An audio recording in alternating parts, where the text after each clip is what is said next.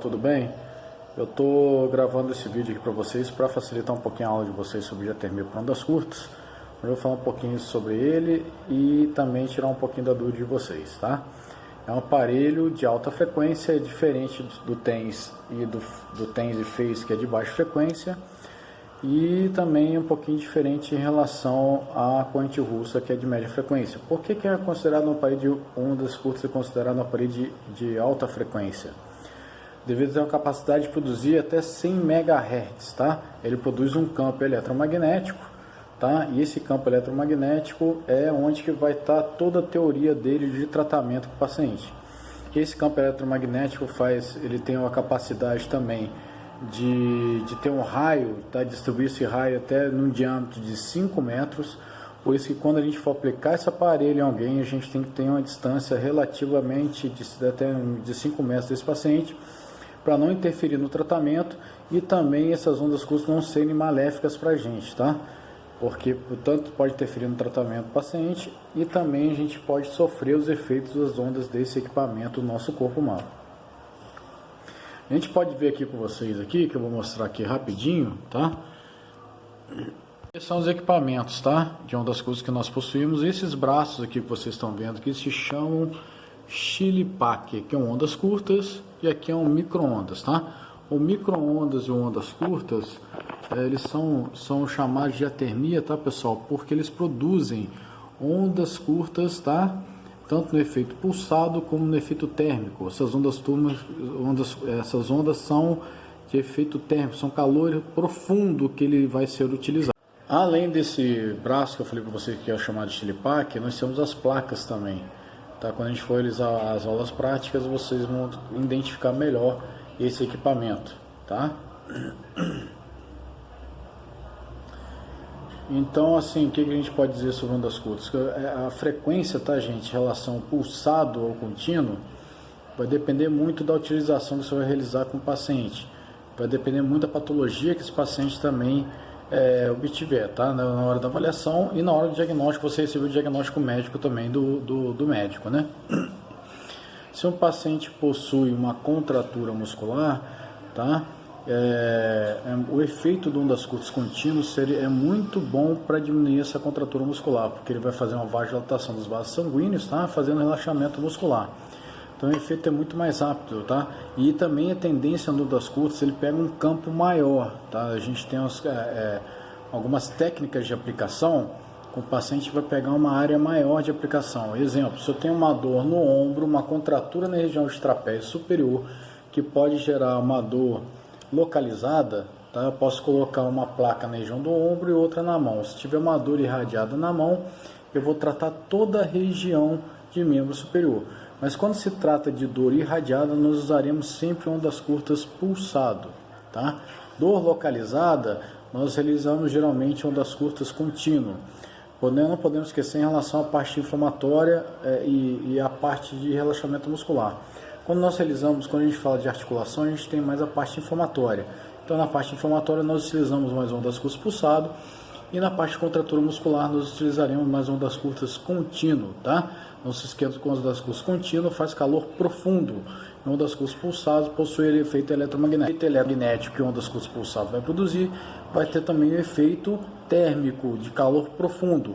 Então nós vamos ter toda a parte fisiológica do equipamento na parte do efeito eletromagnético, que vai melhorar o metabolismo local, vai melhorar o líquido sinovial nas articulações, nutrindo melhor essa articulação, dando melhor amplitude de movimentos para esse paciente. Vai ter efeito das teorias das comportas de dor também para efeito analgésico. E quando a gente fala da parte do ondas curtas contínuo, ele vai ter todo o efeito do ondas curtas do pulsado, mais o efeito do calor profundo. Então, o que a gente pode diferenciar de um para o outro? O pulsado, geralmente, a gente usa mais na fase inflamatória, tá? E o contínuo a gente utiliza mais na fase crônica do paciente. Então, qual que é a diferença? Um na fase aguda, o pulsado mais na fase aguda, está na fase inflamatória do paciente, e o contínuo mais na fase crônica. Um exemplo de patologias, tá? Ondas curtas pulsadas a gente utiliza muito hérnia discal, que causa dor irradiada, inflamação, também no ombro, devido a uma síndrome do impacto do ombro, uma bursite, tá? Uma síndrome do túnel do carpo, uma fascite plantar, tá? uma lesão no ligamento cruzado anterior. Agora o contínuo a gente utiliza muito para uma artrose, pode ser uma artrose que é crônica, tá? Região de joelho, para ganhar, melhorar o líquido sinovial também, produção de calor para melhorar a elasticidade muscular, dando amplitude, melhor de amplitude de movimento para esse paciente, tá? E também nós podemos utilizar, a gente usa muito calor para patologias que causam contratura muscular, tá? E também para espasmo muscular, tá? Rupturas tendinosas, rupturas parciais, tá? De músculo, então ele é muito utilizado nesses tipos de patologia.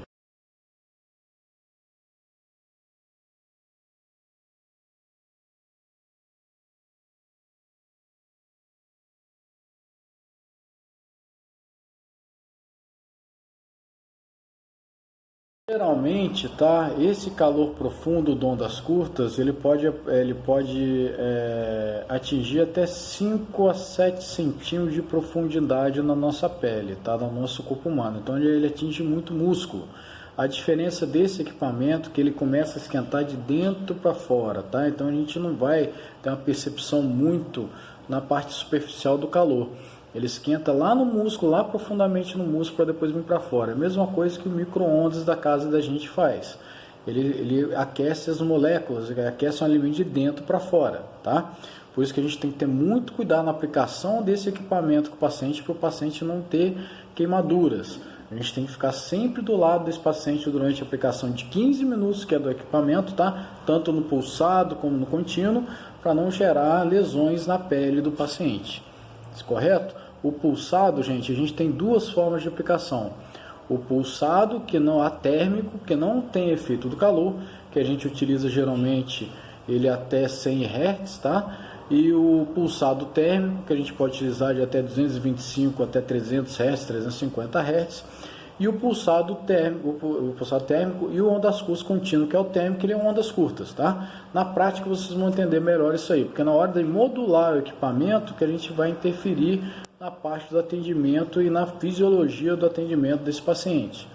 Tá? A gente vai querer saber qual que é a diferença, né? Para que eu vou querer tratar? Por isso que a gente tem que saber qual tipo de lesão, a gente tem que saber as fases que o paciente se encontra para saber tratar e também identificar o equipamento correto na utilização da patologia para melhorar, para ser benéfico com esse paciente.